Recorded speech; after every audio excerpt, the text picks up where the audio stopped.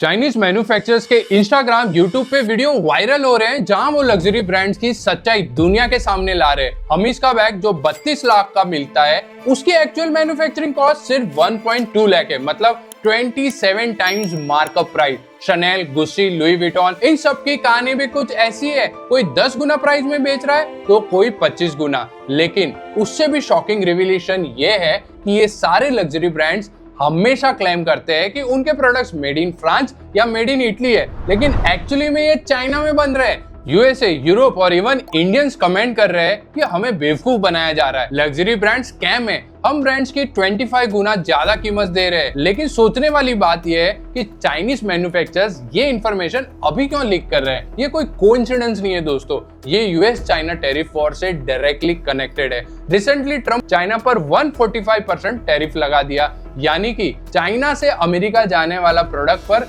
इतना टैक्स लगाया कि यूएस में बिकने का ऑलमोस्ट इम्पॉसिबल हो गया। तो बदले में फ्रस्ट्रेटेड चाइनीज गवर्नमेंट ने नॉन डिस्क्लोजर क्लॉज ही हटा दिया, मतलब मैन्युफैक्चरर्स को बोला वेस्टर्न ब्रांड्स की पोल खोल दो सोशल मीडिया पे। But the biggest question is ये टैरिफ वॉर एक्चुअली है क्या, इंडिया पर इसका क्या असर होगा और क्या इस सिचुएशन में इंडियन एंटरप्रेन्योर्स के लिए कोई गोल्डन अपॉर्चुनिटी छिपी हुई है। बट इससे पहले ये समझते हैं कि टैरिफ एक्चुअली है क्या, बिल्कुल आम आदमी की लैंग्वेज में। मान लो आप और आपके मोहल्ले के सारे young adult Swiggy, Zomato, Instamart बहुत मंगाने लग गए। सारे मोहल्ले के डैड्स परेशान हैं कि बच्चे बाहर से मंगा कर खा रहे हैं और उनकी हाउस वाइफ भी वेली हो गई है। घर से बाहर निकलने का कोई कष्ट ही नहीं ले रहा और खर्चा भी डबल हो गया है, और हेल्थ कंसर्न वो अलग। सो उन्होंने एक कमेटी बनाई और डिसाइड किया कि आज से फूड एंड ग्रोसरी डिलीवरीज वाले मोहल्ले के बाहर वॉचमैन रोकेगा और जितना भी बिल अमाउंट है उसका 145% उससे लेगा और फिर ही अंदर छोड़ेगा डिलीवरी के लिए। अब डिलीवरी बॉय तो अपनी जेब से देगा नहीं, तो वो आपको कॉल करेगा, और अगर आपको खाना छुड़ाना है गेट से तो 145% यानी 100 रुपए के ऑर्डर पर 145 एक्स्ट्रा देना होगा, मतलब टोटल 100 रुपए का माल पड़ा 245 में। इस 145 रुपए को टैरिफ बोलते हैं। इससे क्या होगा कि मोहल्ले में इन चीजों का कंजप्शन कम हो जाएगा। वो क्यों? क्योंकि आपकी पॉकेट मनी या सैलरी तो सेम है, अब उसी में आपको ये बढ़ा हुआ प्राइस चुकाना है, मतलब ऑटोमेटिकली आपकी परचेसिंग एबिलिटी कम हो जाएगी। आप ऑर्डर करना बंद कर दोगे, घर से बाहर निकलकर दुकान से खरीदोगे और घर का खर्चा भी कम हो जाएगा। अब ट्रम्प कहता है कि भाई हम चाइनीज टी शर्ट पर 145% टैरिफ लगा रहे हैं। अब क्या होगा, जब वो 100 वाली टी शर्ट अमेरिका पहुंचेगी तो इंपोर्टर को $100 के साथ $145 एक्स्ट्रा टैरिफ के रूप में देनी पड़ेगी। उसकी कॉस्ट हो जाएगी $245। इंपोर्टर को भी प्रॉफिट चाहिए, वो अब 100 की जगह 245 में होलसेलर को बेचेगा। होलसेलर को भी कमाना है, वो अपना प्रॉफिट लगाकर कंज्यूमर को बेचेगा, यानी आखिर में ये बर्डन कंज्यूमर पर आता है। मगर इस गेम में विनर कौन है? अमेरिकन गवर्नमेंट, क्योंकि उन्हें $145 एक्स्ट्रा मिल रहे हैं, और अमेरिकन टी शर्ट मैन्युफैक्चरर्स भी, क्योंकि अब उनकी locally made tea shirt Chinese T shirt के कंपैरिजन में सस्ती लगने लगी है। बट ट्रम्प ने अचानक ये वॉर क्यों छेड़ दी? देखो, 20 साल में चाइना मैन्युफैक्चरिंग सुपर पावर बन गया है और यूएस का लार्जेस्ट ट्रेडिंग पार्टनर, लेकिन ट्रेड बैलेंस हमेशा यूएस के अगेंस्ट रहा है और ये ट्रम्प को हमेशा से खटकता है। और टैरिफ वॉर कोई पहली बार नहीं है। जब 2017 में ट्रम्प पहली बार प्रेसिडेंट बने थे, ऑफिशियली एक्शन लेना शुरू कर दिया था। उन्होंने आते ही चाइना अनफेयर ट्रेड प्रैक्टिसेस पर एक इन्वेस्टिगेशन बिठाया। 1 साल बाद रिपोर्ट आई, उन्होंने खुले आम बोलना शुरू कर दिया कि चाइना अनफेयर ट्रेड प्रैक्टिसेस करता है। अप्रैल 2018 में first wave of tariff announce किए, approximately $50 billion worth Chinese goods पर 25% टैरिफ लगा दिया।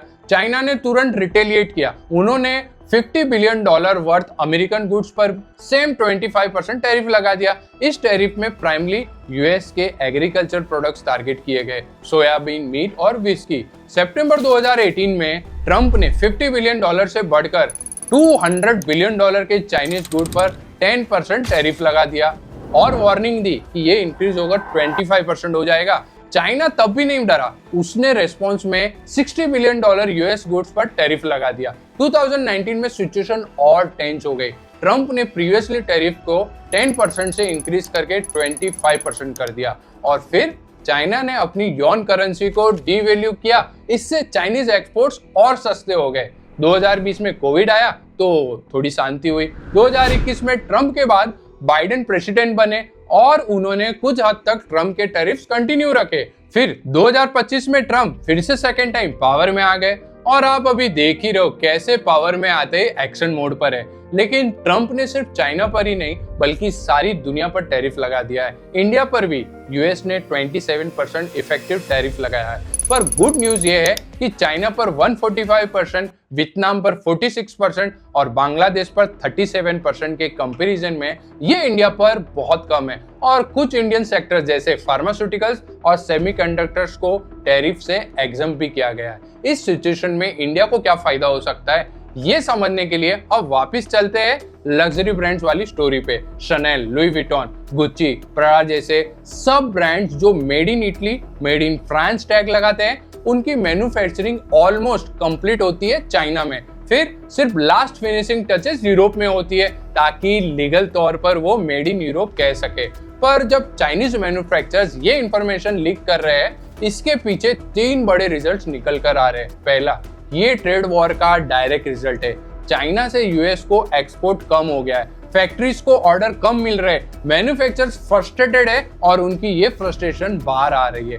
दूसरा, ये एक तरह की प्रेशर टैक्टिक है वेस्टर्न ब्रांड्स पर। चाइनीज मैसेज दे रहा है कि अगर तुम्हारी गवर्नमेंट हम पर टैरिफ लगाएगी तो हम तुम्हारे ब्रांड्स के सीक्रेट रिवील कर देंगे। तीसरा और सबसे important, Chinese manufacturers global consumer के सामने अपनी क्वालिटी और कैपेबिलिटीज प्रूव करना चाहते हैं। वो दिखा रहे हैं कि लग्जरी प्रोडक्ट्स चाइना में बनते हैं, क्वालिटी चाइना से आती है, सिर्फ ब्रांड नेम और मार्केटिंग यूरोप से आती है। इस ट्रेंड का इंपैक्ट पोटेंशियली बहुत डीप हो सकता है। जेन ज़ी और millennial consumers already brand value को क्वेश्चन ही कर रहे थे। इस सिचुएशन में कुछ ब्रांड्स कम मार्कअप पर सिमिलर क्वालिटीज के प्रोडक्ट ऑफर कर सकते हैं और यहाँ इंडिया के लिए एक अपॉर्चुनिटी है। इंडियन कारीगर क्वालिटी क्राफ्ट्समैनशिप में माहिर है, लेबर कॉस्ट कॉम्पिटिटिव है। अगर ब्रांड बिल्डिंग और मार्केटिंग अच्छी हो तो इंडिया लग्जरी मार्केट में अपनी जगह बना सकता है। पर ये सिर्फ लग्जरी ब्रांड्स तक की बात नहीं है। टैरिफ वॉर की वजह से global supply chain significantly change हो रही है और ये पूरी इकोनॉमी को अफेक्ट कर रहा है। अब आते हैं इस बात पर कि यूएस चाइना टैरिफ वॉर की वजह से इंडिया के कौन से सेक्टर्स बेनिफिट कर सकते हैं। मैं स्पेसिफिक सेक्टर्स के बारे में बात करूंगा जहां इंडिया को क्लियर एडवांटेज मिल रहा है। सबसे पहले टेक्सटाइल और अपैरल। इस सेक्टर में इंडिया को बहुत बड़ा एडवांटेज मिला है। क्यों? यूएस ने चाइना और वियतनाम दोनों पर 45% से ज्यादा टैरिफ लगा दिया है, बांग्लादेश पर 37%, जबकि इंडिया पर 27% है। इस टैरिफ डिफरेंशिएशन की वजह से Indian textile suddenly US market में कॉम्पिटिटिव हो गया है। रियल इंपैक्ट ऑलरेडी दिखना शुरू हो गया है। लास्ट क्वार्टर में इंडियन टेक्सटाइल एक्सपोर्ट जो यूएस को 15% बढ़ गया है। मेजर यूएस रिटेलर जो पहले चाइना से सोर्स करते थे अब इंडिया की तरफ देख रहे हैं। हमारे पास end to end textile value chain है, कॉटन ग्रोइंग से लेकर फिनिशिंग गारमेंट तक और मॉडर्न मैन्युफैक्चरिंग फैसिलिटीज तक। गवर्नमेंट भी पीएम मित्रा पार्क्स लॉन्च किए हैं टेक्सटाइल मैन्युफैक्चरिंग को बूस्ट करने के लिए, जिससे इंफ्रास्ट्रक्चर और ऑपरेटिंग कॉस्ट इंप्रूव हो रहे हैं। दूसरा सेक्टर है इलेक्ट्रॉनिक्स मैन्युफैक्चरिंग, जहां इंडिया ने लास्ट फ्यू इयर्स में सिग्निफिकेंट प्रोग्रेस किया है। पहले 2% आईफोन इंडिया में असेंबल होते थे, अब ग्लोबली हर 5 में से 1 आईफोन इंडिया में बन रहा है। एप्पल इंडिया में $22 बिलियन वर्थ आईफोन असेंबल करता है। फिलहाल असेंबली है, लेकिन इससे वेंडर इकोनॉमिक सिस्टम भी बन रहा है। एप्पल के सप्लायर जैसे फॉक्सकॉन, विस्ट्रॉन, पेगाट्रॉन ने इंडिया में सिग्निफिकेंट इन्वेस्टमेंट किया है। गवर्नमेंट की पीएलआई स्कीम इस सेक्टर को मेजर बूस्ट दे रही है। इंडिया अब second largest mobile manufacturing hub बन गया है ग्लोबली। तीसरा इंपॉर्टेंट सेक्टर है फार्मास्यूटिकल्स। इंटरेस्टिंगली यूएस ने फार्मास्यूटिकल्स को टैरिफ से एग्जम्प्ट किया है। क्यों? क्योंकि अमेरिका नहीं चाहता कि मेडिसिन महंगी हो जाए और उनके सिटीजन्स खतरे में आ जाए। India already US generic drugs market का 40% सप्लाई करता है, approximately 9 billion annually. US FDA approved facilities India में सबसे ज्यादा है चाइना के बाद। बट एक चैलेंज भी है, इंडियन फार्मा इंडस्ट्री दवाई बनाने के इंग्रेडिएंट यानी एपीआई के लिए 70% चाइना पर डिपेंडेंट करती है। सो ये 3 सेक्टर्स टेक्सटाइल, इलेक्ट्रॉनिक्स और pharmaceuticals US China trade war में इंडिया के लिए प्रॉमिसिंग बन सकते हैं। अपॉर्चुनिटी सिर्फ एक्सपोर्ट तक लिमिटेड नहीं है। चाइना प्लस वन स्ट्रेटेजी की वजह से एफडीआई भी इंडिया में बढ़ रही है। Actually China plus one strategy हम लोगों के लिए एक गेम चेंजर हो सकती है। चाइना प्लस वन बेसिकली क्या है? ग्लोबल कंपनीज जो पहले मैन्युफैक्चरिंग के लिए सिर्फ चाइना पर डिपेंडेंट थी, कोविड के बाद वो अब रिस्क कम करने के लिए ऑल्टरनेटिव लोकेशंस ढूंढ रही है और इंडिया उन ऑल्टरनेटिव्स में टॉप कंटेंडर है। अब बात करते हैं कि टैरिफ वॉर का ग्लोबल इकोनॉमी पर क्या असर हो रहा है। नंबर्स और फैक्ट्स के थ्रू समझने की कोशिश करते हैं इस सिचुएशन को, ये कितनी सीरियस। वार्निंग दी है कि escalating trade war global GDP को 0.5% तक कम कर सकता है। ये एक्चुअली बहुत बड़ा नंबर है। Hundreds of billions of dollars का लॉस। सप्लाई चेन जो डिकेड्स में डेवलप हुई है वो डिसरप्ट हो रही है। ऑटोमोटिव इंडस्ट्री को ही देख लो, एक कार बनाने के लिए पार्ट्स मल्टीपल कंट्रीज के बीच में ट्रैवल करते हैं। हर बॉर्डर क्रॉसिंग पर टैरिफ लगेगा तो क्या हाल होगा। इसलिए तो इलॉन मस्क ट्रम्प के इतने करीब होने के बावजूद इस टैरिफ वॉर के खिलाफ है। और equity markets world wide extreme volatility face कर रहे हैं। जब ट्रम्प ने अप्रैल में टैरिफ अनाउंस किए, ग्लोबल मार्केट्स ने शार्प डिक्लाइन दिखाई। डॉलर इंडेक्स नीचे आ गया और गोल्ड प्राइसेस रिकॉर्ड हाई तक पहुंच गए, जो क्लियरली शो करता है कि इन्वेस्टर्स सेफ हेवन एसेट्स की तरह जा रहे हैं। ये अनसर्टेनिटी बिजनेसेस के लिए सबसे बड़ा प्रॉब्लम है। जब कंपनीज को पता ही नहीं कि अगले मंथ का टैरिफ स्ट्रक्चर क्या होगा, तो वो मेजर इन्वेस्टमेंट डिसीजंस